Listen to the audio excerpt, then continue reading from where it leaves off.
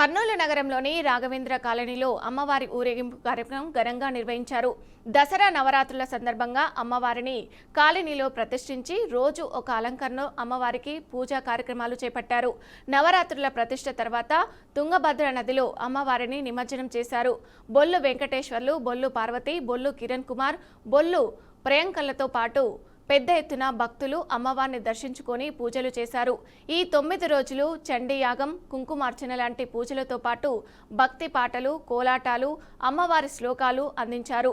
అలాగే అమ్మవారి దర్శనానికి వచ్చిన భక్తులకు జనానికి తీర్థ ప్రసాదాలతో పాటు అన్నదాన వసతి కల్పించినట్లు స్థానికులు తెలిపారు.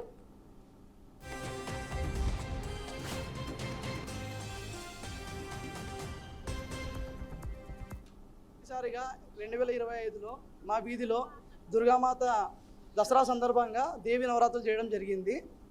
ఈ విధంగా మేము ఇక్కడ 11 రోజులు అన్ని అమ్మవారికి అన్ని పూజలు అన్నీ చేసాము. ఇదే కాకుండా మేము ఒకరోజు చాలా విజయవంతంగా అన్నీ జరిగాయి. ఇదే విధంగా మేము చండీ హోమం జరగడం జరిగింది. మనకు అన్నదానం పెట్టాము. అన్నదానం కూడా దగ్గర 800 మంది దాకా వచ్చారు. అందరూ వచ్చి అన్నం భోంచేసి వెళ్ళారు. ఇదే విధంగా మేము ప్రతిసారి అదే కాకుండా మా ఏరియాలో సహకరించిన ఆంటీ వాళ్ళందరికీ, అంకుల్ వాళ్ళు కానీ, చిన్న పిల్లల నుంచి అందరూ ప్రతి ఒక్కరూ మాకు పేరు పేరున సహాయం చేశారు, సపోర్ట్ చేశారు.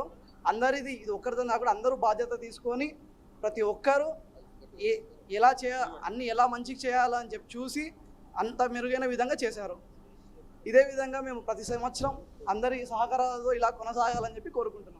ఈసారి మొదటిసారిగా ఈ నవరాత్రులలో 11 రోజులు మేము భక్తితో ప్రతి ఒక్కరూ సహకారం, రాఘవేంద్ర నగర్ అయితేనేవి, పక్క నుంచి వచ్చిన వాళ్ళు అయితేనేవి, ఎవరైతేనేమి అందరూ ఎవరైతే కానీ అందరూ వచ్చేసి భక్తి శ్రద్ధలతో 11 రోజులు పూజలు చేసి ఇక్కడ మేము పెట్టినందుకు మాకు, అలాగే ఇక్కడ జరిగే కార్యక్రమాల్లో అన్నింటిలో పాల్గొని ప్రతి కార్యక్రమాన్ని విజయవంతం చేసిన అందరికీ ధన్యవాదాలు.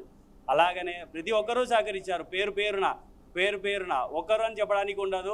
ఇక్కడ అక్కడ ఇక్కడ అని కాదు, అన్ని ఏరియాల నుంచి వచ్చి ఇక్కడ సంతోషంగా ప్రతిరోజు సాయంకాలం జరిగే కార్యక్రమాలు అయితేనేమి, ఉదయం జరిగే పూజలు అయితేనేమి, అయ్యవారు కానీ అన్ని హోమానికి సంబంధించినటువంటి కార్యక్రమాలు అన్నీ కూడా శాస్త్రోక్తంగా జరిగినాయి.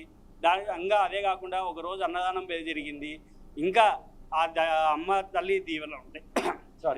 తల్లి దీవెన ఉంటే ఇలాగనే ప్రతి సంవత్సరం చేసుకుంటూ అన్నదానానికి ప్రతి సంవత్సరము అన్నదానం చేసేదానికి మేము ముందుంటాము. అలాగనే మా కాలనీ వాసులు, రాఘవేంద్ర నగర్కి సంబంధించిన కాలనీ వాసులు అందరూ కూడా సిద్ధంగా ఉంటారని మాతో చెప్పారు. మేము అదే మాట మీకు చెప్తున్నాము. ఈ నవరాత్రులు